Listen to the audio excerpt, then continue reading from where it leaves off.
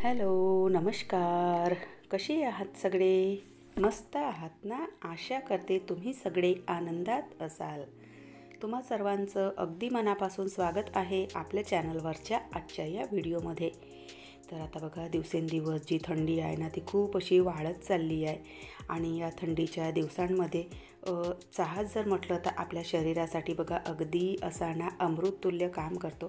म्हणजे सगळ्यांसाठीच नाही म्हणणार, पण जे चहा लवर आहेत तर त्यांच्यासाठी बघा एक ना म्हणजे चहाशिवाय शरीरामध्ये एनर्जी येत नाही.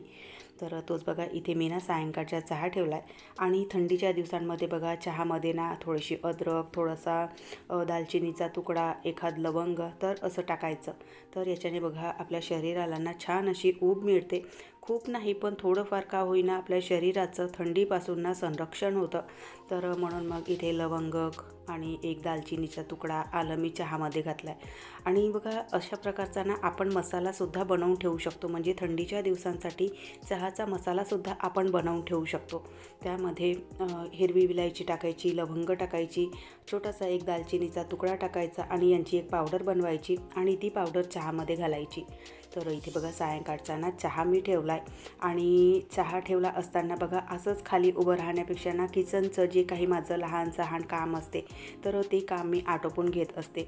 म्हणजे भांड्यांच्या बास्केट जमवायच्या असतील किंवा डब्यांची मांडणी करायची असेल. कारण बघा सकाळी सकाळी ना इतका वेळ नसतो की सगळे म्हणजे आपले जे विस्कटलेले डबे आहेत तर ते आपण व्यवस्थित ठेवू शकू म्हणून. तर चहाच्या वेळेवर ना हे काम माझं पक्कं ठरलेलं असतं. तर छान मस्त असा ना चहा घेतला आणि बाहेर मस्त हॉलमध्ये सोफ्यावर बसून चहाचा आनंद घेत आहे. आणि बघा सकाळी ना म्हणजे पेपर वगैरे वाचण्यासाठी वेळ नसतो, तर दुपारच्या वेळेला जर हॉलमध्ये बसून मी चहा घेतला तर त्यावेळेला बघा पेपरवरून ना एक नजर फिरवत असते. म्हणजे बघा ज्या ज्या ठळक ठळक बातम्या आहेत तर त्या आपल्या नजरेच्या खालून जातात आणि आपल्यालासुद्धा म्हणजे काय चालू आहे काय नाही या गोष्टीची माहिती असते. तर त्यामुळे थोडीशी म्हणजे एक नजर दुपारच्या चहाच्या वेळेवर पेपरवरून फिरवत असते. तशी चहा घ्यायच्या वेळेला माझी ना सगळ्यात आवडती जागा म्हणजे माझी बाल्कनी, माझ्या झाडांसोबतची जागा. तिथे ना इतकं छान वाटतं. सायंकाळच्या वेळेला ना हलका हलकासा तिथे ऊन येतो आणि झाडांसोबत बसून चहा घ्यायला इतकं मन तिथे रमतं. खरंच ना खूप छान वाटतं बाल्कनीमध्ये बसून चहा घ्यायला. तर चहा घेतला आणि त्यानंतर लगेच बघा हे जे चहाचे भांडे होते आणि थोडेसे दुपारच्या जेवणाचे सुद्धा भांडे होते तर ते स्वच्छ करून घेते. कारण बघा सायंकाळच्या वेळेवर ना म्हणजे दिवाबातीच्या वेळेवर ना आपला जो सिंक आहे तर तो ना स्वच्छ हवा अगदी असा भांड्याने भरलेला किंवा खरकटलेला असू नये. तर त्यामुळे ना चहा वगैरे झाला की जेही भांडे वगैरे असतात तर ते स्वच्छ करून घेते. आज दुपारच्या जेवणानंतर ना 1-2 ताटं होते, ते काही स्वच्छ केलेले नव्हते. कारण काल जसं मी तुम्हाला 1-2 दिवसाच्या आधीच्या व्हिडिओमध्ये सांगितलं होतं की आदल्या दिवशी ना मी बँकेमध्ये गेलेली, तर त्याचमुळे बघा अख्खा दिवस तिथे गेला. आणि आदल्या दिवशीचा कामांचा परिणाम बघा आपल्या दुसऱ्या दिवशीच्या कामावर सुद्धा होतो. तर माझ्या व्हिडिओचं काम राहिलं होतं तर त्यामुळे जेवण खाणं वगैरे आटोपलं आणि लगेच मी व्हिडिओचं काम करायला घेतलं. तर त्यामुळे मग ते जे भांडे आहेत तर ते तसेच राहिले होते. तर ते सगळे भांडे ना स्वच्छ करून घेतले. आणि सोबतच बघा इकडे मागच्या बाल्कनीमध्ये म्हणजे किचनच्या मागच्या बाल्कनीमध्ये ना जेही किचनचे कपडे असतात किंवा देवांचे जे काही वस्त्र असतात तर ते मी इकडेच सुकवते. तर ते सगळे वस्त्रसुद्धा जेही म्हणजे देवांचे वस्त्र होते किंवा किचनचे जे काही कपडे होते तर ते सगळे फोल्ड करून ठेवले. म्हणजे बघा सायंकाळी ना चहाच्या वेळेवर आपले बरेचसे किती काय असे कामं निघतात. 2 दिवसाच्या आधी ना हे लिंबूचं लोणचं मी टाकलेलं होतं. तर ते लोणचंसुद्धा डब्यामध्ये भरायचं होतं तर ते सुद्धा भरून ठेवून देते. कारण बघा मग हे जर आपण असंच अशा भांड्यांमध्ये ठेवलं की आता थंडीच्या दिवसांमध्ये ना इतके मच्छर येतात, बारीक बारीक चिलटे आणि खूप असे मच्छर येतात. तर त्यामुळे ना ते लगेचच्या लगेच डब्यांमध्ये भरून ठेवून दिलेलं बरं असतं. तर त्यामुळे हे जे लोणचं होते तर ते ना असे डब्यामध्ये मी भरून ठेवून दिले.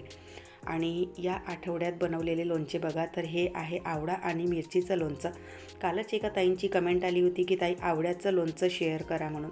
तर आवळ्याचं लोणचं तर मी 8 दिवसाच्या आधीच बनवलं, पण त्याची रेसिपी काही कारणवश मी म्हणजे शूटही करू शकली नाही आणि तुमच्यासोबत शेअरही करू शकली नाही. नंतर कधी जेव्हा बनवणार तर त्यावेळेला नक्की तुमच्यासोबत शेअर करणार. सोबतच एका ताईंची कमेंट होती पुन्हा की मिरचीचं लोणचं शेअर करा म्हणून.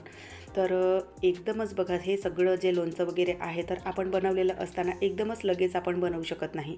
तर त्यामुळे जेव्हा कधी बनवणार तर तुमच्यासोबत नक्की ते शेअर करणार. तर सगळे जे लोणच्याचे डबे होते तर ते ना त्यांच्या जागी ठेवले. आणि त्यानंतर बघा आपले जे आपण धुतलेले कपडे असतात तर बऱ्याच घरी बघा खूप ना असे सायंकाळपर्यंत कपडे ना लोंबकळत ठेवले जातात. तर तसं न करता सायंकाळ व्हायच्या आधी म्हणजे दिवावात व्हायच्या आधीच ना आपले जे काही कपडे वगैरे असतात तर ते कपडे ना सगळे काढून घ्यायचे आणि त्यांना घडी करून त्यांच्या जागी ठेवायचं. आणि कपडे घडी करताना बघा आपण कपडे सुकवताना ना उलटे कपडे सुकवतो, म्हणजे त्यांचा रंग जाऊ नये या याच्याने आपण कपडे उलटे सुकवतो. पण घडी करताना कपडे सरळ करूनच घडी करायचे, उलटे कपडे कधीही घडी करायचे नाही. त्यामुळे आपले ग्रहमान आपले ग्रहचक्र उलटे चालतात आणि आपल्या आजूबाजूची जी परिस्थिती आहे ती नेगेटिव्ह होते.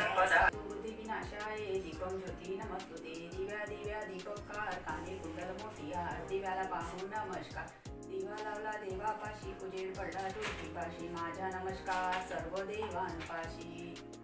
तर घरातले जे काही कामं होते तर ते सगळे आटोपले. आणि बघा चहा ठेवायच्या आधीच ना मी झाडत काढलेलं होतं. आणि तसंच बघा एक गोष्ट सांगते की झाडत काढण्यासाठी सुद्धा ना खूप असा उशीर करायचा नाही, म्हणजे 5 वाजेच्या नंतर शक्यतो ना झाडत काढण्याचं टाळायचं. त्या आधीच ना झाडत काढून घ्यायचं, म्हणजे 5, 5:15 या दरम्यानपर्यंत झाडत काढून घ्यायचं. त्यानंतर मग ना सायंकाळची वेळ होते आणि लक्ष्मी येण्याचे मार्ग असतात, म्हणजे लक्ष्मी येण्याची वेळ असते त्यावेळेला. तर अशा वेळेला ना घरामध्ये झाडत काढू नये. सायंकाळच्या आधीच 5, 5:30च्या आधीच आपल्या घरामध्ये झाडत काढून घ्यायचं. तर ते सगळं म्हणजे घरातलं जे काही काम होतं तर ते आटोपलं आणि त्यानंतर सायंकाळची दिवाबात वगैरे करून घेते. रोज सायंकाळी आपल्या घरामध्ये दिवाबात करणं खूप महत्त्वाचं असतं आणि अगदी अशा शुभ गोष्टी आहेत, ह्या पवित्र गोष्टी आहेत. आणि बघा रोज संध्याकाळी जेव्हा आपण आपल्या घरामध्ये दिवाबात करतो तर बघा त्यावेळेला ना घरातलं वातावरण इतकं प्रसन्न होतं आणि इतकं छान वाटतं. नुसतं सायंकाळी देवाजवळ आणि तुळशीजवळ जेव्हा आपण एक दिवा लावतो त्यावेळेला, तर घरामध्ये ना जिथे जिथे दिवे लावायचे होते, म्हणजे बघा 4-5 दिवे माझ्या इथे लागतात सायंकाळच्या वेळेला. आणि ते सगळे दिवे लावून घेतले. सायंकाळच्या वेळेला जवळपास 1 तास लागतो मला पूजेला. त्यामध्ये काही वाचन असतं, काही माळजप वगैरे असतात, 5-6 दिवे वगैरे लागतात. तर अशामध्येच बघा माझा ना 1 तास निघून जातो. डिटेलमध्ये नंतर कधीतरी शेअर करणार तुमच्यासोबत की सायंकाळच्या पूजेमध्ये मी काय काय गोष्टी करते. तर हा म्हणजे बघा हा एक ना अगदी छोटासा व्हिडिओ आहे. तर या छोट्याशा 10 मिनिटाच्या व्हिडिओमध्ये ना सगळीच माहिती मी तुम्हाला नाही देऊ शकणार. तर त्यामुळे ना नंतर कधीतरी डिटेल एखाद व्हिडिओमध्ये तुमच्यासोबत शेअर करणार की सायंकाळच्या पूजेमध्ये मी काय काय गोष्टी करते. तर नक्की तुमच्यासोबत एखाद वेळेला शेअर करणार. त्यानंतर मग ना सायंकाळचा माझा ना स्वयंपाक इथे मी बनवायला घेतला. जेव्हाही आपण सायंकाळचा स्वयंपाक बनवायला घेतो तर आधी ना दुपारचं जेवण बघून घ्यायचं की किती दुपारचं जेवण वाचलेलं आहे, काय वाचलेलं आहे, आणि त्याच हिशोबाने मग रात्रीचा स्वयंपाक बनवायला घ्यायचा. नाहीतर मग बघा आपण काय करतो की चेक न करता रात्रीचा स्वयंपाक ठेवतो आणि मग दुपारचं सुद्धा जेवण वाचलेलं असतं. तर मग तेही जेवण आणि हेही जेवण, तर बघा अशाने ना जेवणाची म्हणजे आपल्या नासाडी होते.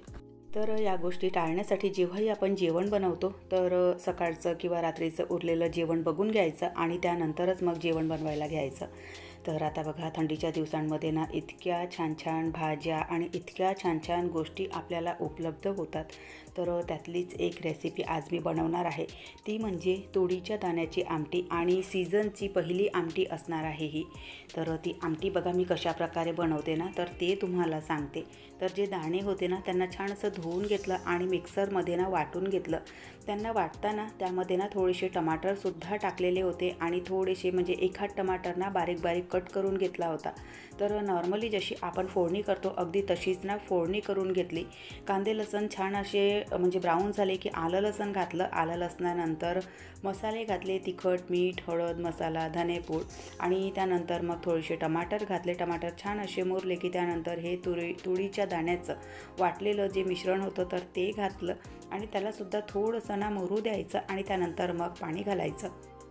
तर अशा प्रकारे छान अशी जी आमटी आहे तुरीच्या दाण्याची तर ती बनवून तयार झाली. जेवणाच्या नंतर बघा रात्री किचनमध्ये ना भांड्यांचा पसारा कधीही ठेवू नये. रात्री जर आपण भांड्यांचा पसारा किचनमध्ये ठेवला तर एकतर बघा मुंग्या, झुरळ असे काय काय आपल्या किचनमध्ये यायला लागतात. आणि दुसरी गोष्ट म्हणजे रात्रीच्या वेळेला जर आपण किचन असं खरकटं ठेवलं तर धार्मिकदृष्ट्यासुद्धा ही गोष्ट चांगली नसते. असे म्हणतात की रात्रीच्या वेळेला आपल्या किचनमध्ये माता लक्ष्मी, अन्नपूर्णा माता यांचा वास असतो. दिवसातून एक तरी वेळा माता लक्ष्मीचं आगमन आपल्या स्वयंपाकघरामध्ये होते.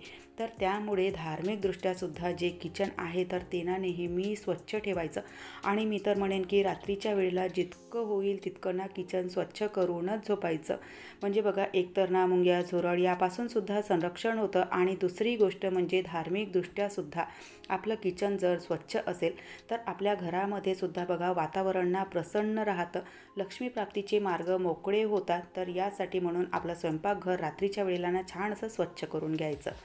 तर किचनचं काम आटोपलं. त्यानंतर ही थोडीशी तीळ होती जी मी सायंकाळच्या वेळेला थोडीशी भिजत घातली होती, तर तीच आता धुवून या कपड्यामध्ये ठेवते.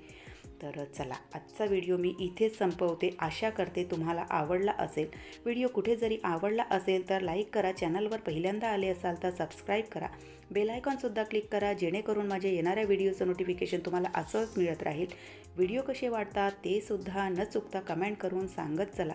तुमच्या एका कमेंटमुळे खूप मोटिवेशन मिळतं. चला तर मग आपण भेटूया नंतरच्या व्हिडिओसोबत. बाय. हर हर महादेव.